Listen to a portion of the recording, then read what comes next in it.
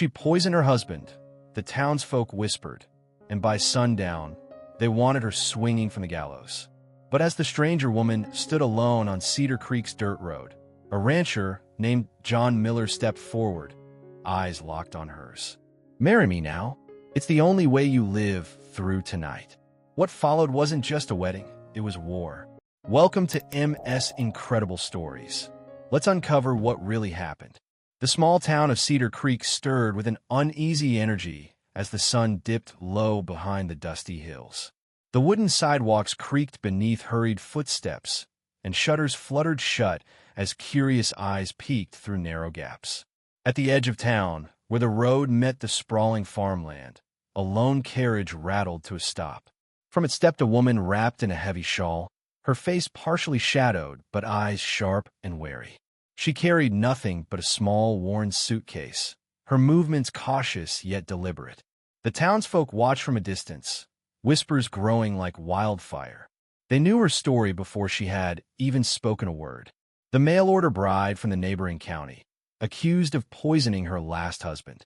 A scandal that had traveled faster than the summer heat, coloring every rumor with suspicion and fear. The sheriff's deputy approached, hat in hand, eyeing her with guarded skepticism. She introduced herself quietly as Clara, her voice steady despite the cold wind biting at her cheeks. When asked about the accusations, she offered no defense, only a glance heavy with unspoken pain. No one could tell if it was guilt or weariness. The town's only real chance at peace came in the form of a grizzled rancher named John Miller. He watched the scene unfold from his porch, the lines of his weathered face tightening. There was something in Clara's eyes, a flicker of desperation mixed with strength, that pulled at him. Against the warnings of his neighbors, John made his way down the street toward the newcomer. He greeted her with a rough kindness, offering shelter and a promise to listen. In a place where judgment came swift and forgiveness was rare, John's offer was a lifeline. As the evening shadows lengthened and the townsfolk returned to their whispered speculations, Clara stepped forward, weary but resolute, ready to face whatever trials awaited her in Cedar Creek. The sun had barely risen over Cedar Creek when the whispers began anew, spreading like smoke through the dry air. At the market, in the general store, even along the dusty streets where children played, the question hung heavy. Did Clara really poison her husband? The gossip was relentless, each retelling more twisted than the last. Some said she slipped poison into his morning tea. Others claimed she smiled coldly as he fell ill, his body racked with pain. Martha, the town's unofficial storyteller, leaned over the counter, her voice low but urgent. "I heard the man was sick for days, barely able to speak before he passed." They say Clara had no reason to grieve. Across from her, a cluster of women nodded in grim agreement, clutching their shawls tighter. John Miller felt the weight of the accusations settle over the town like a storm cloud. The man he had offered shelter to was now the subject of hushed condemnations and sideways glances. At the saloon, men debated the truth, their voices rough and impatient. "A woman like that, no good can come of it," one declared. "She's poison, not just to her husband, but to the whole town." But not everyone was convinced. Sarah, the schoolteacher, shook her head quietly as she closed her books for the day. "We don't know the whole story," she murmured to a friend. "What if she's been wrongly accused? We should listen before judging." Clara remained silent through it all. Inside John's modest home, she kept to herself, tending to the small garden patch he'd cleared for her. Her hands were steady, but her eyes betrayed the storm inside. She had no words to fight the rumors, only the hope that truth might find its way through the murk. That night, as the wind swept through the empty streets, John sat beside her by the fire. "Whispers can cut deeper than knives," he said softly. Claire nodded, her voice barely a whisper. "But truth is harder to kill." In the quiet glow of the flames, an unspoken pact formed between them, one born from suspicion, but anchored in something far more fragile: trust. The memory of that night lingered in Cedar Creek like a shadow no one dared to fully confront. The groom's final hours were retold in fragments, snippets from neighbors, the doctor's hurried visits, and the sheriff's sparse reports. Thomas Gray had been a man in his prime, full of promise when he married Clara. But in the weeks that followed, something dark settled over him. It began with a quiet malaise. Thomas complained of his stomach that churned and muscles that ached. His skin grew pale, and his once bright eyes dulled with each passing day. The town doctor, an old man with more years behind him than confidence, made house calls, scribbled notes, and muttered about poison in tones meant to be private, but never were. On the last night, Thomas lay on a bed by the window, moonlight casting pale lines across his face. Clara sat by his side, hands folded, watching in silence. The air was thick with tension and the scent of medicine. Friends and family gathered outside, voices hushed, waiting for the inevitable. When Thomas's breath hitched for the final time, a gasp escaped his lips, a struggle between life and the unknown force dragging him under. His hand twitched once, then stilled. The room seemed to hold its breath as the silence stretched. The following morning, the sheriff declared it a suspicious death. The town was left grasping for answers, and all eyes turned to Clara. Some claimed to have overheard arguments. Others whispered about cold glances exchanged between the couple. But no one had witnessed the truth, only the echoes of fear and mistrust. John Miller listened to these stories with a heavy heart. He had no illusions about Clara's past, nor did he believe the rumors without cause. But something about the way the town treated her, like a condemned woman before her trial, weighed on him deeply. The memory of Thomas's last breath was a reminder that in Cedar Creek, justice was often drowned in suspicion before the facts could surface. As twilight fell again, John resolved that he would not let the shadow of Thomas's death define Clara's future, not without hearing her story first. John Miller wasn't a man known for sudden decisions. His life had been shaped by steady work on the ranch, quiet evenings by the fire, and a wariness of trouble that kept him distant from the town's gossip. But something about Clara unsettled that careful balance. When he first saw the way the townsfolk recoiled from her, their eyes filled with suspicion and thinly veiled fear, he felt a quiet anger rise inside him. It wasn't the kind of anger that stirred fists or loud words, but one that settled deep in his chest like a stubborn stone. He found Clara in the small kitchen of his home, the firelight flickering across her pale face as she carefully tended a pot of stew. Her hands moved with a gentle steadiness, but the weariness in her eyes told a different story, one of loneliness and battle fought in silence. Without fanfare, John cleared a space at the table and sat down beside her. He didn't ask questions about the poison, the accusations, or the groom's last breath. Instead, he offered something rarer in Cedar Creek than pity or suspicion: protection. "I don't care what they say," he said, voice low but firm. "You're safe here, for as long as you want." Clara looked up, surprise flickering across her features before she masked it with a faint nod. No thanks, no promises, just a fragile thread of acceptance stretching between them. The next days brought murmurs louder than ever. Some called John foolish. Others warned him to stay clear of trouble. But he stood his ground, walking the dusty streets with Clara at his side, a silent shield against the harsh world. John knew this wasn't about heroism or grand gestures. It was about something simpler: humanity. A chance to stand for what was right when the town was quick to condemn. And as the sun set behind the hills, casting long shadows over Cedar Creek, John Miller made it clear Clara would not face the storm alone, not while he still drew breath. The arrival of Clara and John's quiet alliance had split Cedar Creek down the middle. At the general store, whispers morphed into heated arguments.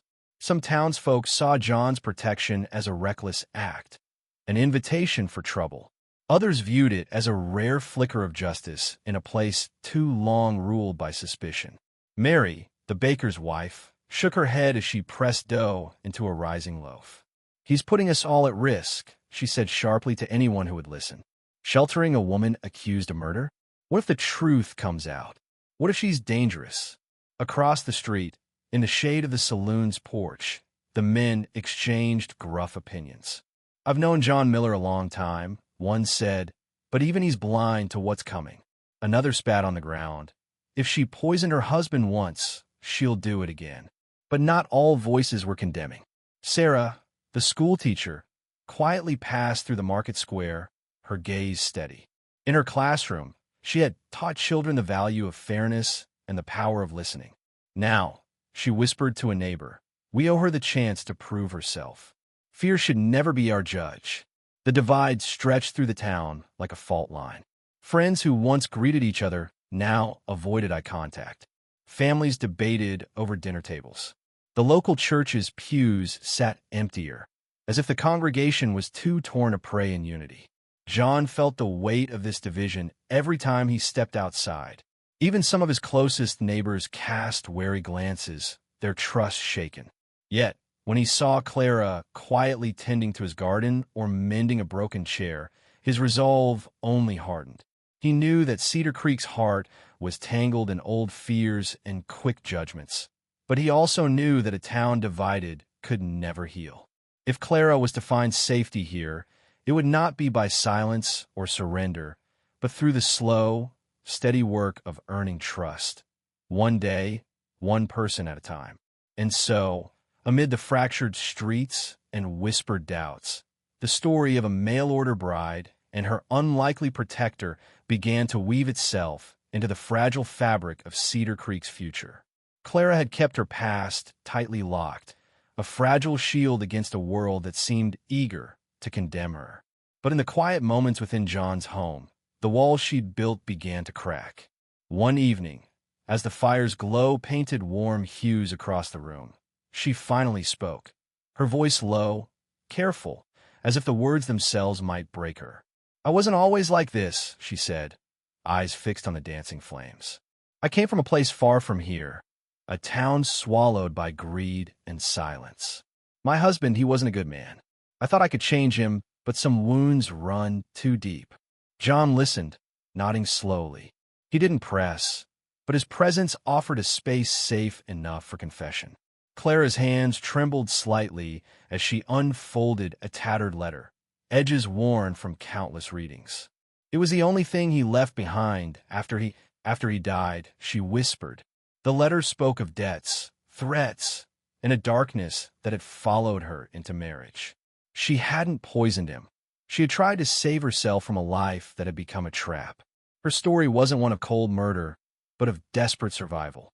Years of fear, isolation, and quiet rebellion against a man who held power over her.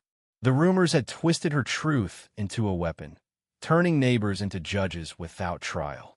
John's face remained stoic, but inside the pieces shifted. This wasn't the story of a villain, but of a woman fighting shadows that stretched far beyond Cedar Creek. It was a truth buried beneath layers of pain and misunderstanding. As the night deepened, Clara's shoulders relaxed, the weight of silence lifting just enough to breathe. John reached out, placing a steady hand over hers. No words were needed. Trust had begun to root itself in the fertile ground of shared hardship. Outside, the wind whispered through the trees, carrying away fragments of doubt. And within the walls of that small home, a secret past was no longer a prison, but the first step toward something new. The quiet that had settled over Cedar Creek was fragile, like a thin layer of ice hiding turbulent waters beneath. As Clara's story began to seep beyond the walls of John's home, the shadows lurking at the edges of town stirred with renewed purpose. Late one night, John heard a faint tapping at his door, a deliberate, slow rhythm that sent a chill crawling up his spine. He opened it to find nothing but the empty darkness pressing against the porch. The wind carried a whisper, a warning lost in the rustling leaves. Days later, Clara noticed strange footprints near the garden, large and heavy, unlike any in the town. She told John quietly, her eyes sharp with unease. "They're watching," she said, waiting for a moment to strike. John's grip tightened on the rifle he kept by the door, but even he knew brute force wouldn't settle what simmered beneath. The danger was subtle. Silent threats slipped into passing glances, shadows that clung a little too long to the edge of sight. At the saloon, talk had shifted from gossip to caution. Men spoke in low tones about strangers seen riding the nearby trails, their faces hidden beneath wide hats and dust-choked scarves. Some believed these visitors were bounty hunters, hired to bring Clara back to a past she desperately fled. One evening, as Clara gathered water from the well, a figure emerged from the trees, his silhouette framed by the fading light. His eyes held cold calculation, and when he spoke, his words cut sharp. "This town isn't big enough for the lies you carry." John arrived just in time, stepping between Clara and the stranger with a steady presence that brooked no argument. The man's threat lingered in the air long after he vanished into the night. Inside, the fire's warmth fought against the growing chill in their bones. Clara and John exchanged glances, understanding unspoken. The battle for safety was no longer just against rumors or suspicion. It was against a lurking menace intent on tearing them apart. And as the shadows deepened, they knew the fight was far from over. The courthouse in Cedar Creek stood weathered and austere, its wooden steps creaking beneath the weight of judgment long before Clara's arrival. Inside, Judge Hammond sat behind a heavy oak bench, his sharp eyes narrowing as the case of the mail-order bride unfolded before him. Rumors and whispers had reached even his chambers, and his suspicion was hardening like stone. When Clara entered the courtroom, her steps were steady but measured, each movement scrutinized by the crowd and the man who held her fate. The judge's gaze lingered on her tightly wrapped shawl, the guarded expression etched across her face. To him, she was a symbol of disruption in a town that prized order above all else. Throughout the hearing, Judge Hammond's questions were pointed, his tone laced with doubt. "Miss Clara, you stand accused of a grave crime, poisoning your husband. What say you to these charges?" His voice echoed off the wooden walls, carrying the weight of years spent weighing guilt and innocence. Clara answered with quiet resolve, refusing to be broken by suspicion. Yet the judge's mind wrestled with the testimonies stacked against her, the doctor's reports, the neighbors' fearful accounts, and the cold facts of a man's untimely death. John sat in the back, watching as the legal machinery churned, his jaw clenched but his heart steady. He understood the judge's role, but also the danger of allowing doubt to become conviction without proof. The lines between justice and prejudice blurred with every question, every glance. Outside, the town held its breath, knowing the verdict would ripple far beyond the courtroom walls. For Clara, it was more than a trial. It was a battle for survival in a place eager to brand her guilty. As the day wore on and the sun dipped low, Judge Hammond's expression remained unreadable. The law demanded answers, but suspicion demanded more. And in that tension, Clara's fate teetered on the edge of the judge's judgment and the town's unforgiving gaze. The courtroom buzzed with tension as murmurs rippled through the gathered townsfolk. Clara sat quietly, eyes fixed on the floor, the weight of accusation pressing down like a heavy cloak. John Miller stood at the edge of the room, his jaw tight, watching the judge deliberate with a gaze as cold as winter. Suddenly, John stepped forward, his voice cutting through the heavy silence. "Your Honor," he said firmly, "I propose a solution that will put an end to these rumors and protect Clara from harm." The room shifted, eyes locking on him in surprise and disbelief. "I will marry her," John declared, his words clear and unwavering. "Not out of obligation, but because I believe in giving her a chance here, under the law and among our people." A hush fell. Some faces softened, others hardened with skepticism.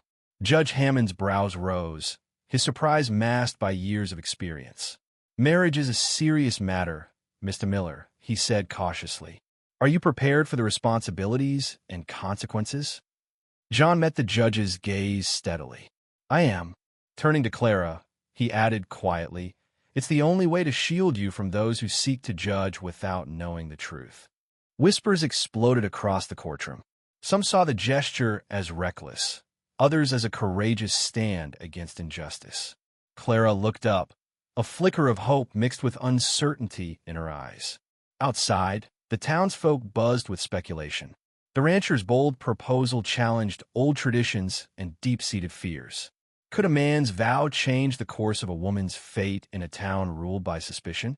That evening, Beneath the amber glow of the setting sun, Clara and John sat together on the porch. Words were few, but the promise between them was profound. The race against time had begun. Before sundown, a union would be forged, not just of law, but of trust and defiance against the town divided. And as the horizon burned with the last light of day, two lives prepared to intertwine in a moment that could change everything. The air in Cedar Creek thickened with urgency as the sun began its slow descent, casting long shadows over the town. Word of John's bold proposal had spread quickly, stirring a mix of anticipation and unease. Time was running out. The law demanded the marriage be official before sundown to grant Clara the protection she desperately needed. Inside the small chapel at the edge of town, Reverend Cole prepared the space with solemn care. The worn wooden pews bore the weight of countless ceremonies, but today's gathering felt different, charged with a tension that pulsed beneath every whispered prayer. The Reverend glanced at the stained glass window where the fading light filtered through, casting fractured colors onto the floor. Clara dressed quietly in a simple gown borrowed from the church's modest collection. Her fingers trembled as she smoothed the fabric, the enormity of what lay ahead settling deep in her chest. She stole a glance at John, whose steady presence offered a quiet anchor amid the storm of doubt swirling outside. The townspeople began to gather, some with hopeful eyes, others with guarded skepticism. Among them were friends, skeptics, and those simply curious to witness the unfolding event that had gripped their small world. Murmurs filled the room, the air thick with unspoken questions. As the ceremony began, Reverend Cole's voice broke through the hush, steady and clear. The vows exchanged were more than words. They were a shield forged against suspicion, a declaration of trust born in defiance of fear. Clara's gaze met John's, and for a moment, the noise of judgment faded into silence. Outside, the last rays of the sun dipped below the horizon, the sky painted in streaks of gold and crimson. The clock was ticking down to the deadline that would mark a new beginning or an uncertain end. When the final words were spoken and rings exchanged, the chapel filled with a fragile hope. Two lives bound before sundown, tethered not just by law but by the courage to face whatever the coming days might bring, together. The chapel doors closed softly behind them, sealing Clara and John away from the restless murmurs of Cedar Creek. Outside, the town was a storm of conflicting emotions. Some celebrated quietly, others seethed beneath their breath. Inside, the air was thick with the weight of promises made amid uncertainty. Clara's hands trembled as she clutched John's, the words they had spoken still echoing in the hollow of the room. Their vows were more than ritual. They were a pact forged in fire, a shield against the harsh judgment that awaited beyond the stained glass. John's gaze was steady, unwavering as he looked at the woman beside him, marked by past wounds but unbroken in spirit. He knew the days ahead would be a battle not just for her innocence, but for the fragile trust they had begun to build. The town's division had not softened overnight, and enemies lurked in the corners of every whispered conversation. As they stepped outside, the sun had fully dipped below the horizon, leaving a dusky violet sky smeared with streaks of fading light. The gathering crowd was a mix of cautious supporters and skeptical onlookers, their faces unreadable beneath the dimming sky. "Marriage doesn't erase suspicion," John murmured, voice low but resolute. "But it gives us a start, a chance to face whatever comes together." Clara nodded, the tight knot of fear loosening just enough to let hope slip through. The shadows of her past had not vanished. They stretched long and dark, threatening to swallow her whole. Yet, in John's steady presence, she found a fragile refuge. That night, as the town settled into uneasy silence, Clara and John sat by the fire, words few but heavy with meaning.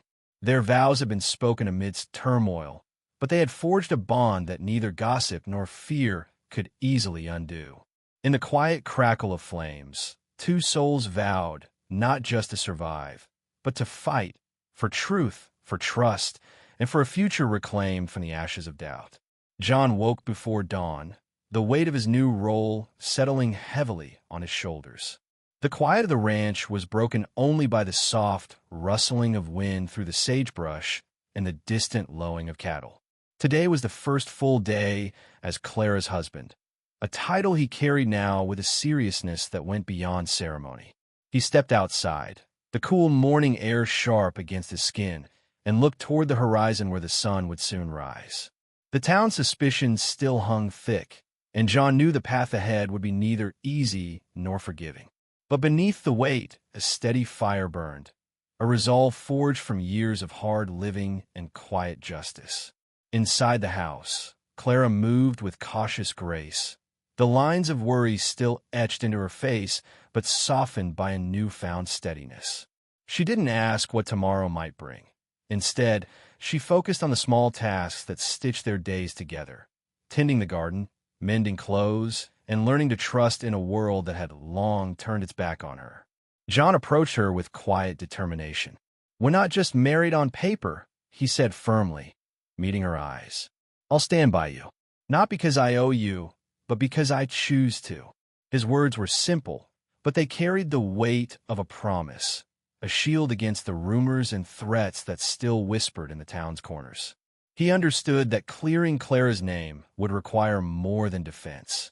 It would take truth and courage. The day unfolded with deliberate purpose.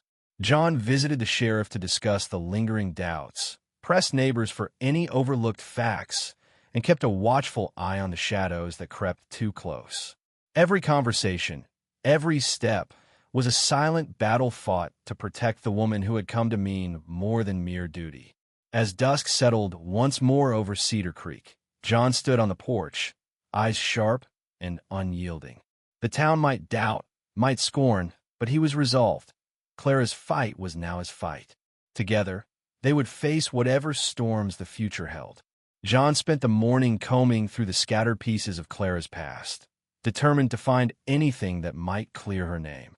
The dusty ledger from the previous town store, a bundle of letters hidden beneath the floorboards of her old room, and the hushed conversations he'd overheard all pointed to a tangled web far more complex than simple accusation. In one of the letters, a hurried scrawl hinted at threats, not from Clara, but aimed at her husband. The words "debts unpaid" and "danger closing in" leapt from the yellowed pages, casting a new light on the man whose death had thrown Clara into suspicion. It seemed Thomas Gray had enemies, powerful men who might benefit from his demise. John took the letters to Sarah, the schoolteacher, whose keen eyes caught details he had missed. "Look here," she pointed, tracing a name in the margin. "This our Wallace appears multiple times. We need to find out who he is." Together, they visited the town clerk's office, unearthing records of a man named Richard Wallace, a ruthless businessman with a reputation for squeezing farmers dry and intimidating rivals. Wallace had been in town shortly before Thomas's illness, though no one spoke openly of his visit. Meanwhile, Clara worked quietly in the kitchen, her hands steady as she listened to John's discoveries. Each new clue chipped away at the shadow of guilt that had surrounded her, giving her a fragile hope that truth might still prevail. But danger was never far. That afternoon, John noticed fresh tire tracks near the ranch, unusual for this dusty town, and a set of footprints leading toward the barn. The message was clear. Someone was watching, waiting for a misstep. John and Clara shared a glance, the unspoken understanding between them growing stronger. The truth was rising to the surface, but so was the threat that came with it. They would need courage and caution to follow these hidden clues all the way, and to face the forces determined to keep secrets buried. As the sun dipped low, they prepared for what lay ahead, united in their resolve to unmask the darkness threatening to consume them both. The night deepened over Cedar Creek, thickening the air with a tense stillness that made every shadow seem alive. John sat by the window, rifle resting across his knees, eyes scanning the blackened horizon. The footprints near the barn were no accident. They were a warning, a message sent by someone who knew how to strike fear without speaking. Days earlier, a stranger had arrived in town, cloaked in dust and silence. His presence was barely noticed at first, blending with the steady stream of travelers passing through. But soon, whispers began, an unfamiliar face asking too many questions, lingering too long near the ranch.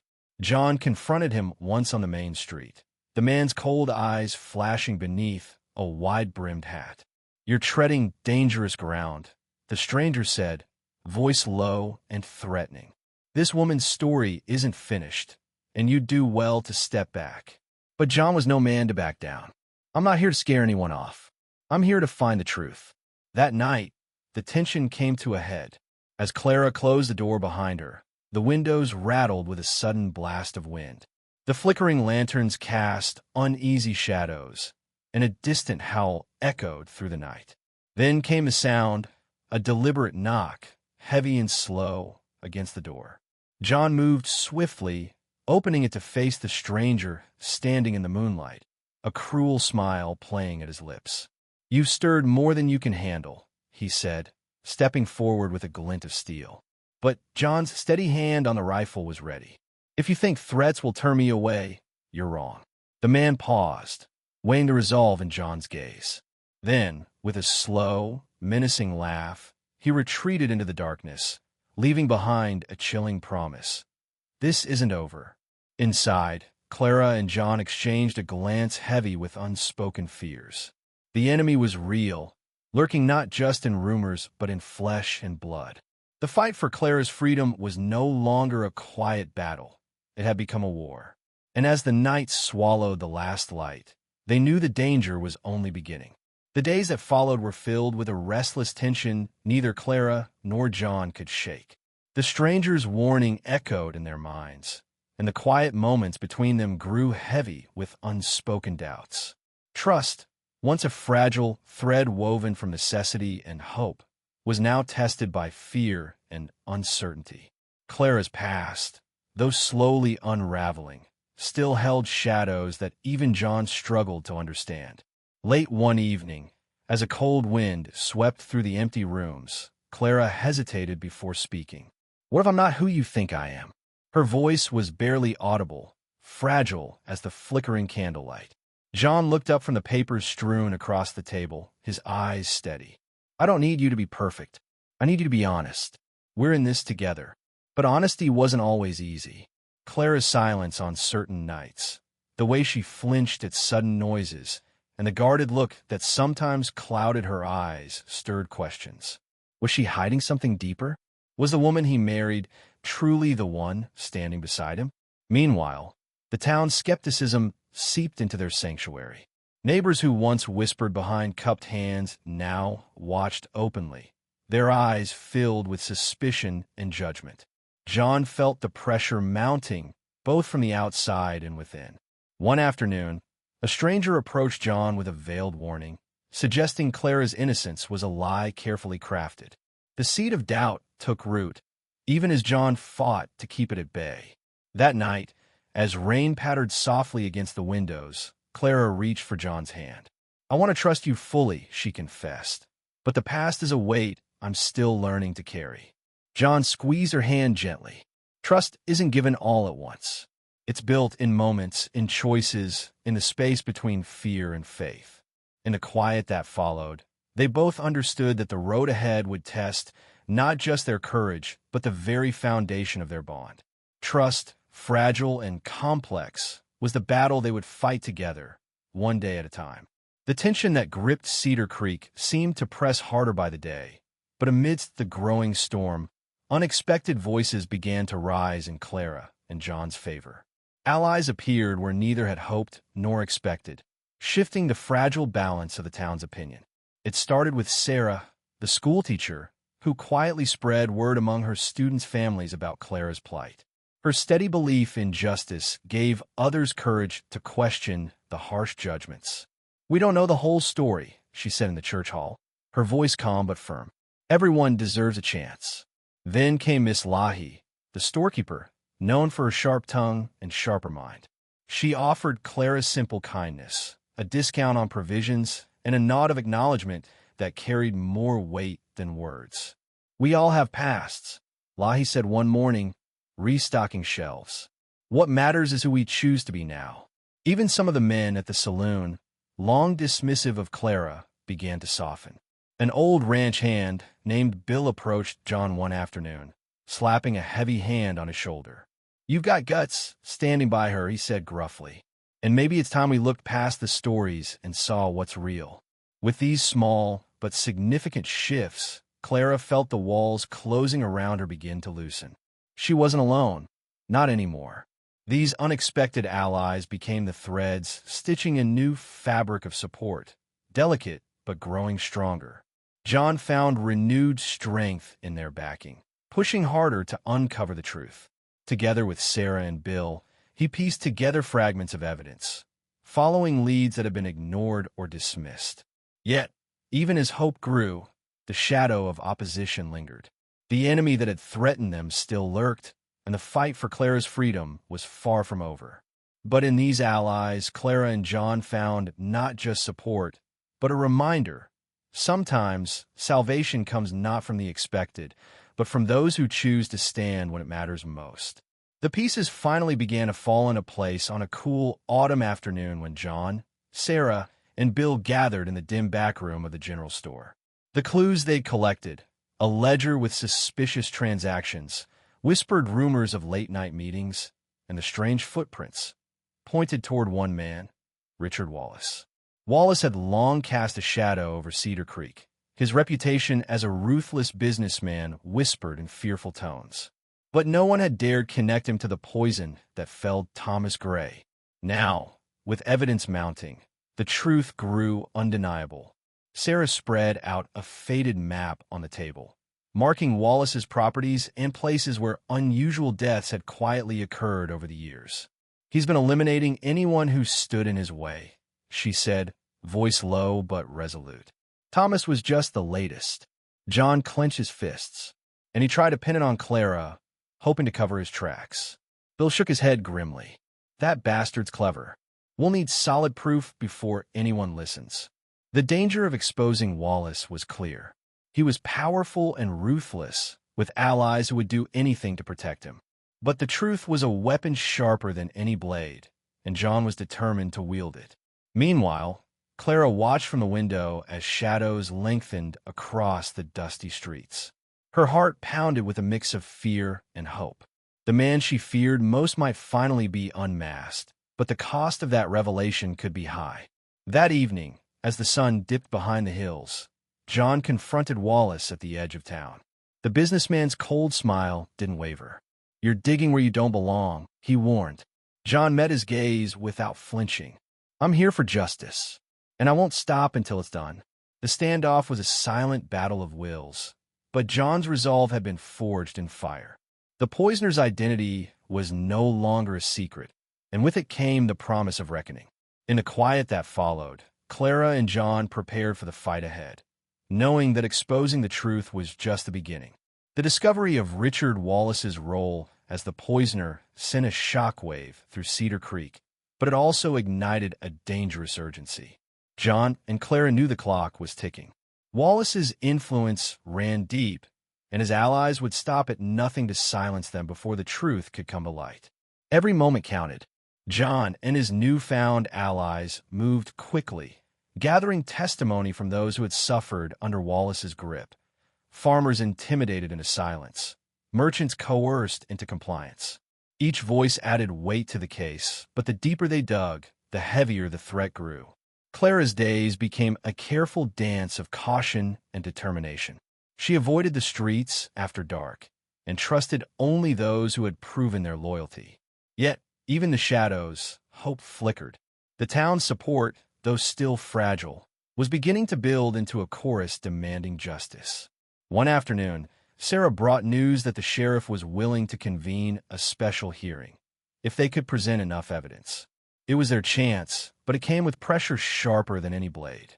The hearing would be held in just days, and Wallace's men were already stirring trouble, threatening witnesses and spreading rumors to undermine their cause. John's nights were restless, filled with plans and precautions. He fortified their home, arranged safe passage for witnesses, and stayed vigilant for signs of danger. Clara stood beside him, her resolve hardening with each passing hour. In the quiet moments, they shared a rare smile, a brief refuge from a storm. "We're running out of time," Clara whispered, voice steady but urgent. John nodded.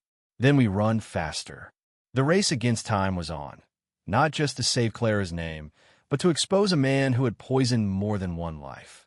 As the sun rose and fell over Cedar Creek, John and Clara prepared to face the coming storm, determined that justice would not be denied.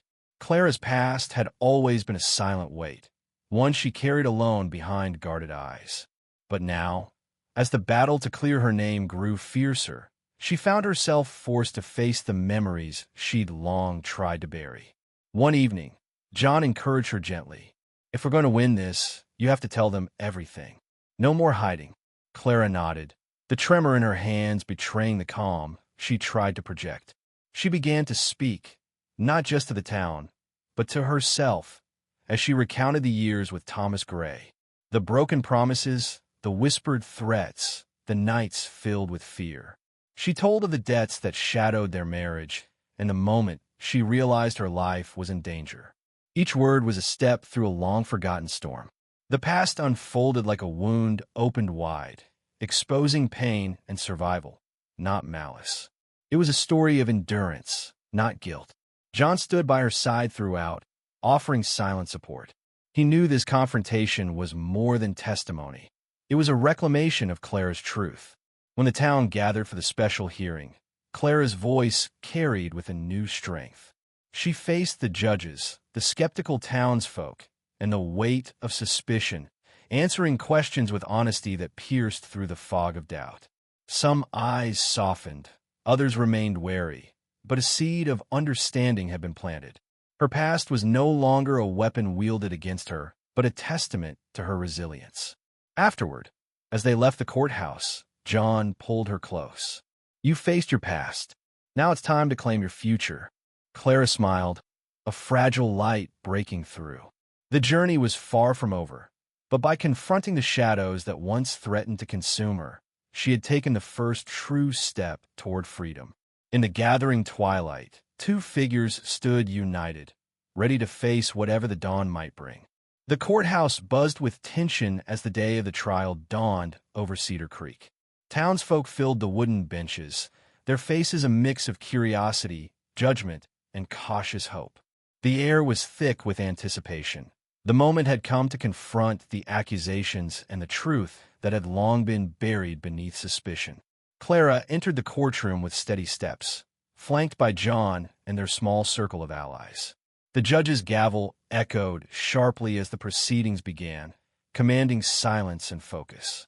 The prosecution laid out its case with practiced precision, recounting the grim details of Thomas Gray's death and the accusations against Clara. Witnesses stepped forward, some with trembling voices, others with hardened expressions, each painting a picture clouded by fear and rumor. But then came the defense. John and Sarah presented the evidence they had painstakingly gathered, letters revealing threats against Thomas, testimony from farmers and townspeople who spoke of Richard Wallace's ruthless tactics, and Clara's own courageous account of her troubled past. The courtroom shifted with each revelation. Murmurs rose and fell like waves as the narrative changed from accusation to suspicion of a deeper, darker conspiracy. Clara held her ground, answering questions with calm honesty, her voice unwavering despite the weight of the moment. The judge's eyes never left her, weighing every word with careful consideration. Outside the courtroom, tension simmered. Some still doubted, others hoped. The trial was not just about guilt or innocence. It was a battle for the soul of Cedar Creek. As the sun dipped low, casting long shadows through the tall windows, the courtroom awaited the turning point. The truth was emerging, piece by piece, but the final verdict remained uncertain. John squeezed Clara's hand quietly. "We've come this far. No matter what happens next, we stand together." And in that shared strength, Clara found the courage to face the trial, not just as an accused woman, but as someone fighting for justice, truth, and a chance to reclaim her life. The trial unfolded with unexpected twists that kept the courtroom, and the entire town, on edge. Just when it seemed the prosecution's case would hold firm, new evidence surfaced that challenged everything. A sudden witness appeared, a traveling merchant who had passed through the previous town weeks before Thomas Gray's death. His testimony revealed that Richard Wallace had been seen purchasing rare, toxic substances capable of causing the very symptoms that plagued Thomas. The defense seized on this revelation, their arguments gaining fresh momentum. The tide began to turn as doubts grew louder, seeping into the minds of even the most skeptical townsfolk. But the twist didn't end there. A letter surfaced, an unsigned confession hinting at Wallace's involvement in a series of underhanded dealings, including threats and intimidation aimed at anyone who dared oppose him. The courtroom gasped as the letter was read aloud, its words cutting through the murmur of disbelief. Wallace's stoic mask faltered, and a flicker of unease crossed his face. Still, the prosecution fought back fiercely, attempting to discredit the new evidence as hearsay and manipulation. Yet, the balance of power had shifted. The jury exchanged uncertain glances, the line between guilt and innocence blurred like smoke. Clara remained composed, though her heart raced with every turn. John's steady presence beside her was a lifeline through the storm of uncertainty. Outside, whispers spread like wildfire, rumors of corruption, of hidden alliances, of a town grappling with its own secrets. The trial had become more than a judgment on one woman. It was a reckoning with the shadows lurking beneath Cedar Creek's quiet surface.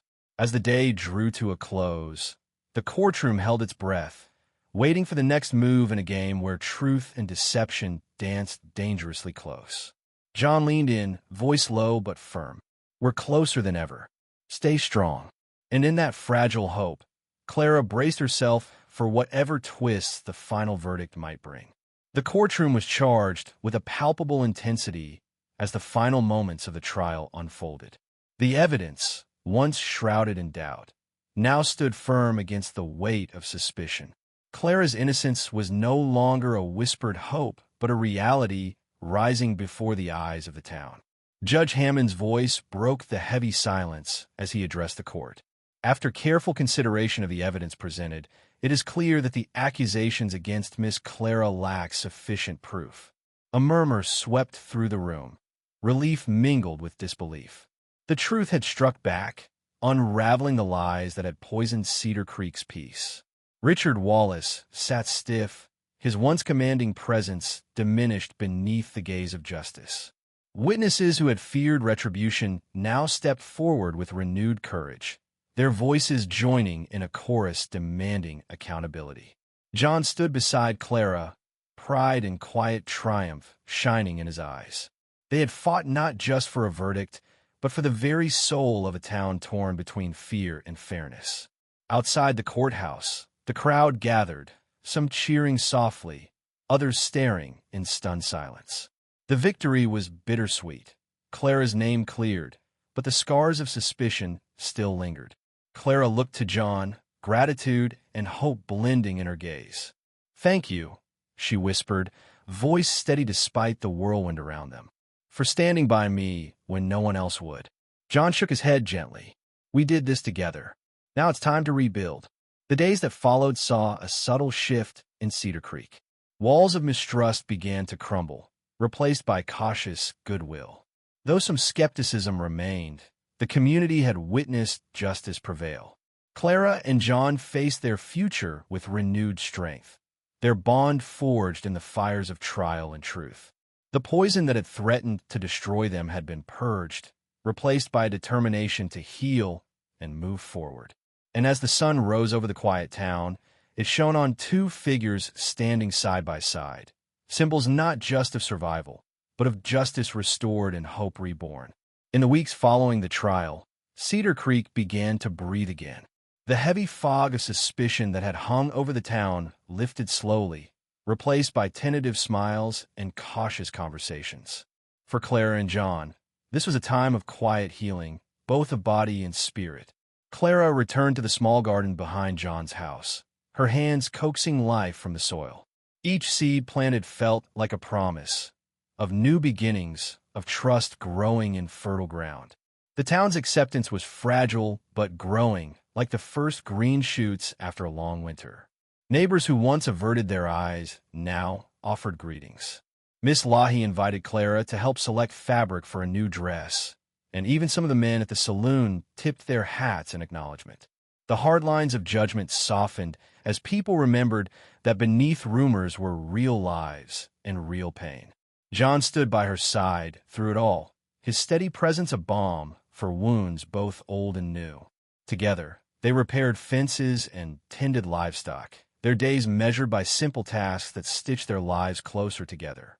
At night, by the fire's glow, they spoke of the future, not with grand plans, but with the quiet hope that comes from survival. Clara shared stories of her childhood, laughter threading through memories once shadowed by fear. John listened, his heart opening to the woman who had fought so fiercely for a chance at peace. Yet, healing was not without its challenges. There were moments when shadows from the past crept back, doubts whispered on the wind. But each time, they faced them together, building a fortress of trust stronger than any fear. The town, too, was healing, learning to look beyond mistakes and rumors, to embrace compassion over suspicion. In this gentle renewal, Clara and John found not just safety, but a home. The wounds they carried began to fade, replaced by the steady pulse of life reclaimed. And beneath the vast sky of Cedar Creek, two souls healed, rooted, and ready to grow together. The first light of dawn spilled gently over Cedar Creek, casting a warm glow across the quiet town and the small homestead where Clara and John now built their life. The days of suspicion and fear felt distant, replaced by a calm determination that had taken root deep within them both. Together, they faced the rising sun, partners not only in marriage but in hope. Their bond, forged in fire and tempered by trials, was now a steady flame lighting the path ahead. They spoke little of the past, choosing instead to focus on the future they would create hand in hand. John watched Clara as she tended the garden, her hands steady and sure. There was a lightness to her movements, a freedom born of having survived and reclaimed her story. Around them, the land stretched wide and open, a blank canvas for new beginnings. The town, once fractured by doubt, had begun to mend its fractured heart. Neighbors greeted them with genuine smiles. Children waved from dusty streets, and the rhythm of daily life returned with a gentle grace. The echoes of old fears faded beneath the growing chorus of acceptance.